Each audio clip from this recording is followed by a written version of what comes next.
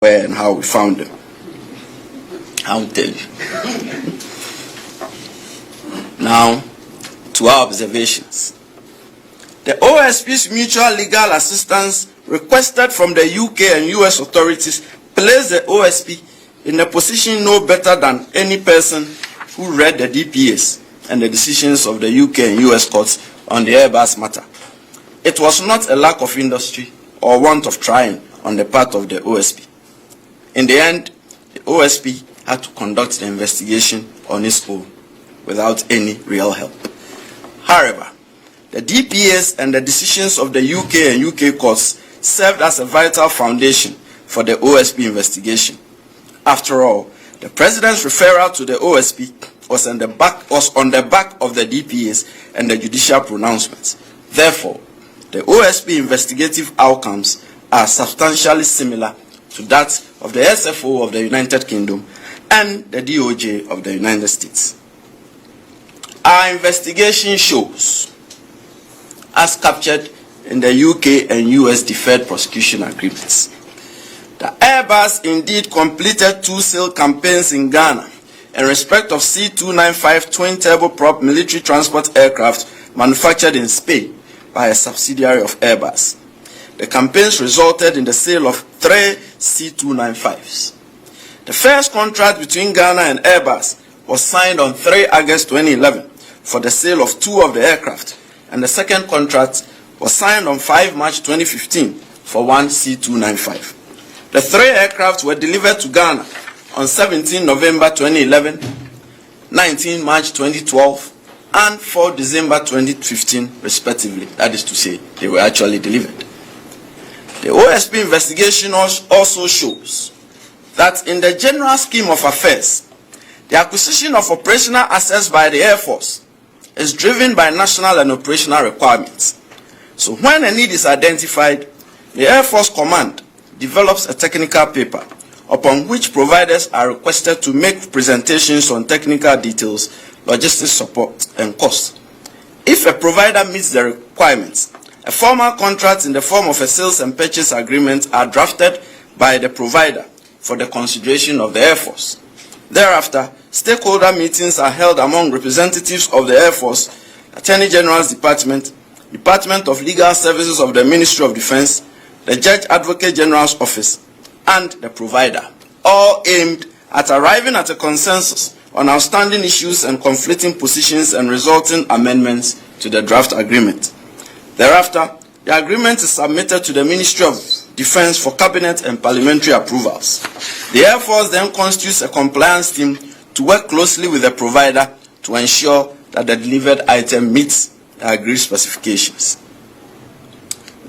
Ladies and gentlemen of the media, the processes leading to the purchase by the government of Ghana of 3 C-295 twin turboprop military transport aircraft from Airbus followed substantially the same pattern. Parliament approved the proposed transactions in 2011. In accordance with the laws of Ghana, in the estimation of the OSP, there was nothing remarkable about the deal, and it certainly would not have found its way in the UK and US deferred prosecution agreements and made headlines around the world, but for the involvement of former President John Mahama and his younger brother of the full blood, Samuel Adam Foster, also known as Samuel Adam Mahama, and his associates, as recounted in the UK and US deferred prosecution agreements. The OSP investigation found no evidence that former President Mahama was involved or played any role in the procurement and maintenance of the agency relationship between Airbus and Foster and his associates in respect of the purchase by the government of Ghana of military transport aircraft from Airbus. And it appears to the OSP that the direct communications and meetings between former President Mahama and officials of Airbus to close the deal were actuated by good intentions on the part of the former president. It also appears that Foster and his associates became involved as intermediaries in the Airbus Ghana deal after the decision by the government of Ghana in preference of the C-295 aircraft. Therefore, it seems that Foster's Airbus intermediary role at the time his brother served as the Vice President of Ghana was a case of luckless coincidence that attracted the disapproval of the UK and US authorities. The OSP found no evidence that suggests that the involvement of Foster as an intermediary of Airbus and the direct communications and meetings between former President Mahama and officials of Airbus to close the deal between Airbus and the government of Ghana amounted to any corruption and corruption-related offense in respect of which the OSP has a mandate. However, it ought reasonably to have occurred to former President Mahama and the government of Ghana that the familiar relationship between former President Mahama and Foster and the direct participation by former President Mahama in the communications and meetings with Airbus officials were bound to raise reasonable suspicions of improper conduct and dealings, notwithstanding any claims to good faith conduct and above-board dealings, especially in light of the fact that during the first Airbus campaign, former President Mahama was a chairman of the Armed Forces Council by reason of his position as the Vice President, and therefore a very key decision maker. Such close proximity dealings by such elected high officials of the Republic and their kin and close associates on behalf of the Republic should neither be viewed favorably nor encouraged, as they give rise to reasonable suspicion of influence peddling and conflict of interest, never mind any intended good faith on the part of the Vice President or the President. Then again, the direct participation of the President and the Vice President on behalf of the Republic in commercial communications and meetings with commercial entities should not be encouraged either, as they expose these elected high officials to the specter of the slightest hint of perceived corruption that may attend international business transactions. The President and the Vice President should be insulated from such direct commercial dealings. Indeed, it seems to the OSP that the only reasons why the Airbus Ghana deal found its way into the UK and US DPAs were the fact that former President Mahama and Samuel Adam Foster were brothers of the full blood, and that former President Mahama directly participated in commercial communications and meetings with Airbus officials. This is because, and here, without seeking to critique the UK and US deferred prosecution agreements, the OSP found no evidence, circumstantial or direct, which suggests that Foster and his associates were actually paid bribes, and which bribes were to be transmitted to former President Mahama, and that the bribes were actually paid to former President Mahama. Indeed, to all intents and purposes, and objectively viewed, an agency relationship existed between Airbus and Foster and his associates, by which Foster and his associates acted as business partners of Airbus in respect of the Airbus Ghana deal, and under which Foster and his associates were to be remunerated success-based commission payments. I'm a woman, so expect that.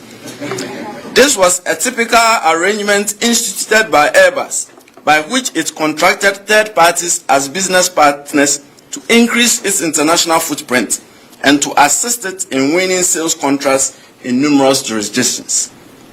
On this basis, when Airbus made a successful sale of aircraft, it will ordinarily pay a business partner a commission-based percentage value of the sale or a fixed amount of the aircraft. In this context, Airbus took the full benefit of the agency agreement with Foster and his associates and the services they provided to Airbus for a considerable length of time. This was so because the contract for the sale of the first 295s between Airbus and Ghana, which was clearly secured by Foster and his associates, was signed almost 2 months before Airbus issued its due diligence report on 30 September 2011, which led to the abrogation of the arrangement between Airbus and Foster and his associates. It was only when Airbus due diligence mechanism discovered the familiar relationship between former President Mahama and Foster that it abrogated the relationship. The abrogation by Airbus of the agency arrangement certainly portended to work, and did in fact work, grave unfairness against Foster and his associates. Therefore, the concoction of a plan by senior leadership in SMO International and the Defense and Space Division of Airbus to deliberately circumvent Airbus compliance rules by substituting Company D, or the company owned by Consultant 4 and Consultant 5, with the Spanish intermediary 8 Organization 1 to ensure payments to Foster and his associates was probably a well-intentioned adventure, though apparently misguided, as it rendered the payments seemingly of doubtful provenance. Whose phone is this? Your girlfriend is calling. It also appears to the OSP that the relationship between Airbus and Foster and his associates was neither one-off nor peculiar to the Airbus Ghana deal. Airbus had in place similar business partnership models with Foster and his associates in respect of business promotion in other African countries before the Airbus Ghana transaction. As we stated above, the UK and US deferred prosecution agreements did not include and cover the reference individuals. The agreed settlements were reached by the UK and US authorities with Airbus only, and it appears that Airbus accepted criminal culpability for bribery for itself and also vicariously on behalf of the reference individuals, including its employees, agents, business partners, and Ghanaian public officials, and that the reference individuals appeared not to have been direct subjects of the investigation by the UK and US authorities and were not afforded the opportunity, if they were so minded to take it, to explain their actions and to present exculpatory evidence, if any. The OSP is unaware of any such analogous proceedings or framework in Ghana by which an entity could vicariously accept wholesale criminal responsibility on behalf of another, especially where that other was not a direct subject of the investigation and was available to answer for himself, but was not afforded the opportunity to do so and to present any exculpatory evidence he may have. Though the UK and US deferred prosecution agreements were emphatic that Airbus failed to prevent persons associated with it from bribing others concerned with the purchase of military transport aircraft by the government of Ghana, and that the bribes were intended to obtain or retain business or advantage in the conduct of business for Airbus, and further that the payments were intended to induce or reward improper favor by former President John Mahama toward Airbus. The conclusions by the UK and US authorities appear to be solely from the perspective of Airbus and what Airbus perceived as the real intentions of its employees in their dealings with their intermediaries and the government of Ghana. The OSP does not question the conclusions of the UK and US authorities. This is so especially as the OSP is not privy to the raw body of evidence available to the UK and US authorities, apart from the content of the DPAs, which you may have all read. However, it seems to us that the nature and structure of Ghana's statutory prohibitions and our jurisprudence on corruption and corruption-related offenses do not lend themselves to founding criminal culpability in respect of the reference individuals in the context of the UK and US outcomes. It seems to us that since the reference individuals were not represented during the UK and US investigations, it became a case of whatever characterization Airbus placed on their conduct in relation to the actions of the employees of Airbus. It is also obvious that Airbus did not represent and had no intention of representing the interest of the reference individuals. It appears to us that the sole aim of Airbus was to save its image and reputation, never mind what it did to the image and reputation of the reference individuals, and to pay fines to avoid prosecution. Therefore, by reconstructing the entirety of Airbus dealings in Ghana, and through its intermediaries and with Ghanaian public officials, the OSP, looking at it from both the perspective of the officials of Airbus and that of the Airbus intermediaries and Ghanaian public officials, it seems to us that what Airbus perceived and accepted in the deferred prosecution agreements as the real intentions of its employees in their dealings with the intermediaries and Ghanaian public officials is at cross purposes with what appear to be the real intentions and expectations of the intermediaries and the Ghanaian public officials in their dealings with the employees of Airbus. This is what I'm saying. While the accepted facts in the two foreign jurisdictions are that the employees of Airbus designed the payments to the intermediaries as bribes intended to court favor with Ghanaian public officials, especially ex-President John Mahama. On the other hand, the intermediaries appeared to expect and receive the payments as their legitimate expectation under an arrangement of success-based commissions for the sale of the military transport aircraft to the government of Ghana. And their actions, in whichever way viewed, were calculated as businessmen expecting their lawful paychecks and not as conduits of a bribery scheme.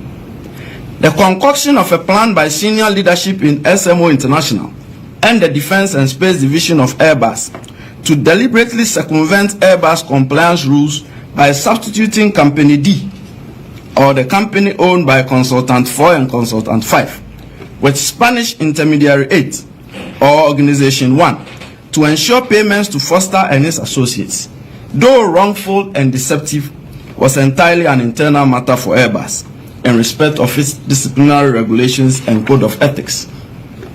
It does not amount to the payment of bribes to court favor with Ghanaian public officials in the reckoning of Ghanaian law. It is a case of the employees of Airbus deceiving Airbus. Neither does the short declaration by Airbus to the Spanish Export Credit Agency and Airbus's non-declaration in the context of the US ITAR. Consequently, the OSP has no evidentiary basis upon which to conclude that Samuel Adam Foster, also known as Samuel Adam Mahama, Philip Sean Middlemis, and Leanne Sarah Davis acted as conduits of bribery between the employees of Airbus and former President John Mahama or any other public official. Also, the OSP found no evidentiary basis that suggests that Samuel Adam Foster, also known as Samuel Adam Mahama, Philip Sean Middlemis, and Leanne Sarah Davis received payments from Airbus with the intention of bribing former President John Mahama or any other public official. Further, the OSP found no evidentiary basis that suggests that former President John Mahama or any other public official was paid bribes by Samuel Adam Foster, also known as Samuel Adam Mahama, Philip Sean Middlemis, and Leanne Sarah Davis in respect of the purchase by the government of Ghana of military transport aircraft from Airbus. Then again, the OSP found no evidentiary basis that suggests that former President John Mahama or any other public official was induced to improperly favor or did improperly favor Airbus in respect of the purchase by the government of Ghana of military transport aircraft from Airbus. In the case of Sarah Feno, she should not even have been a subject of the OSP investigation. Members of the media, the OSP has cited and notes that by two separate communications, both dated 22 April 2021, the SFO in the United Kingdom notified Samuel Adam Foster and Philip Sean Middlemis that a decision had been taken not to prosecute them for any offense in respect of the Airbus Ghana deal. It has not come to the notice of the OSP that the SFO in the UK has reconsidered its decision. We consider it that it ties with our conclusion. Further action. A special prosecutor has directed the closure of the OSP investigation into alleged bribery of high-ranking Ghanaian officials by Airbus SC through intermediaries in respect of the sale of military transport aircraft by Airbus SC to the Republic of Ghana between 2009 and 2015. The OSP would not institute criminal proceedings against any person in respect of this investigation. The special prosecutor has also directed authorized officers of the OSP to rescind the 13 May 2020 warrants of arrest obtained from the Circuit Court Accra for the arrest of Samuel Adam Foster, also known as Samuel Adam Mahama, Philip Sean Middlemis, Leanne Sarah Davis, and Sarah Feno. Earlier today, I sent out correspondence notifying Interpol of the withdrawal of the red notices in respect of Samuel Adam Foster, also known as Samuel Adam Mahama, Philip Sean Middlemas, Leanne Sarah Davis, and Sarah Feno. Thank you for your kind coverage.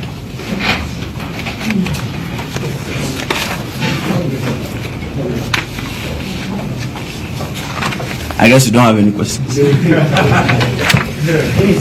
if you want to ask a question, the mic is ready. We take it and then. Who says they want to ask questions? You don't have questions, right? I think it's self-explanatory. Hey! Thank you very much. Where did I sleep last night? Thank you very much, members of the media. Without any question, we will please excuse you or excuse the SP. Thank you very much.